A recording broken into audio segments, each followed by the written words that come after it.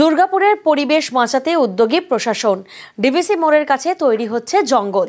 শহরের মধ্যেই 200 রকমের গাছের জঙ্গল। দুর্গাপুর শহরের মাঝে এবার নগর জঙ্গল।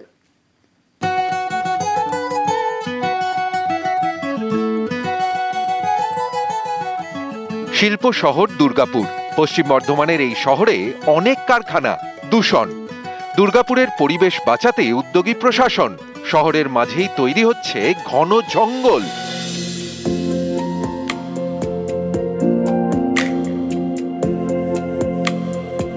দেখুন, এটা ছিল একটা বর্ষা স্নাত দুপুর, যখন আমাদের মাননীয় মুখ্যমন্ত্রী, আপনারা জানেন যে উনি আমাদের এই সার্কিট হাউসে থাকেন, তো উনি এসে এই জায়গাটা ওনার খুব ভালো লেগেছিল। উনি তখন আমাদেরকে নির্দেশ দেন যে, এবং নামটাও উনি দেন শ্রাবণ্য, যে ফার্স্ট পেসে দুর্গাপুর এগিয়ে চলেছে ইন্ডাস্ট্রিয়ালাইজেশনের দিকে। তার সঙ্গে সঙ্গে আমাদের বেশ কর্তব্য এবং বেশ কিছু দায়িত্ব বাড়তি থাকে। ডিএমসি, এডিডিএ, ফরেস্ট, প্রশাসন এবং সাধারণ মানুষ সবাই মিলে সুন্দর এখানে প্রায় ধরতে পারেন প্রায় 80 একরের জায়গা জুড়ে, একটা বিশাল এরিয়া জুড়ে আমরা একটা নগর বনের পরিকল্পনা করি। একসময় এই জমিতে ছিল শুয়োরের খামার বাড়ি, অর্থাৎ শুয়োরের চাষ হতো এবং দুর্গন্ধ ছড়াতো। দুর্গাপুরের মহকুমা শাসক উদ্যোগ নিল এটিকে ঢেলে সাজানোর।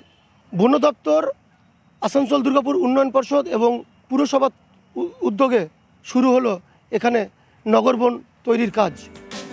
দুর্গাপুর ডিভিসি মোড়ের কাছে 80 একর জমিতে তৈরি হচ্ছে জঙ্গল। মহকুমা শাসকের উদ্যোগে 2023 সালে কাজ শুরু হয়। আসানসোল দুর্গাপুর উন্নয়ন পর্ষদ এবং দুর্গাপুর পুরসভার সাহায্যে নগর জঙ্গলের কাজ শেষের পথে।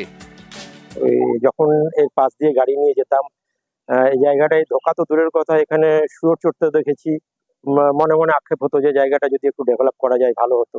যাক, বর্তমান সময়ে যখন এই এরিয়াটা সার্বিকভাবে ডেভেলপ হয়েছে, এটা একটা সবুজায়নের জন্য একটা উল্লেখযোগ্য পদক্ষেপ হিসেবে আমরা এটাকে বিবেচনা করছি। দুর্গাপুরের নগর জঙ্গলে 200 রকমের গাছ থাকবে।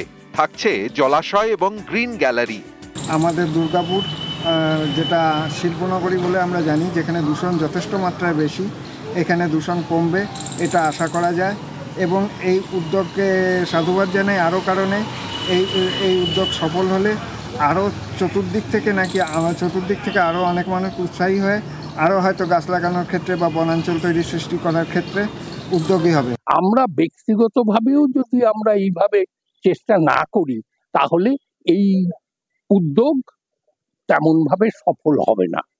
এবং পরিবেশকে যদি সুস্থভাবে আমরা বা আমাদের পরের প্রজন্মকে সুস্থভাবে বাঁচতে হয়, তাহলে এই জঙ্গল বা পরিবেশকে ঠিক রাখার জন্য গাছ লাগাতেই হবে। মুখ্যমন্ত্রী মমতা বন্দ্যোপাধ্যায় এই নগরবনের নাম রেখেছেন শ্রাবণ্য। একদিকে রয়েছে সার্কিট হাউস 53, অন্যদিকে প্রশাসনিক ভবন। তারই মাঝে গড়ে উঠেছে এই নগরবন। 80 একর জমিতে গড়ে ওঠা এই নগরবন প্রকৃতির ছোঁয়ায় একেবারেই রং বেরঙের গাছপালায় ভরে উঠেছে। দুর্গাপুর থেকে অর্পণ চক্রবর্তী, নিউজ 18 বাংলা।